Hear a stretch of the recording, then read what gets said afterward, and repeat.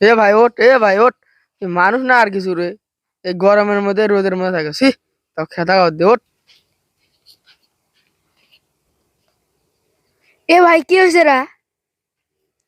কি হে আও করিচ্ছু না গে তাড়াতাড়ি ক।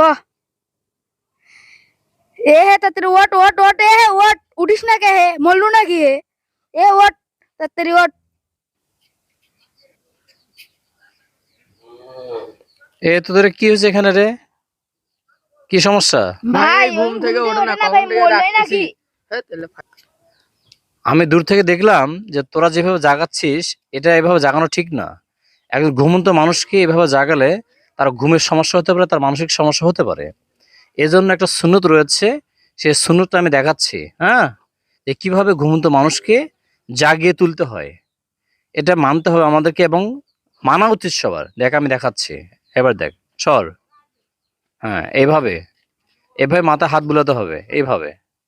সে ঘুমিয়ে আছে থাক, হাত বুলাতে বুলাতে এভাবে সে এক সময় কিন্তু তার ঘুমটা আস্তে আস্তে ভাঙবে।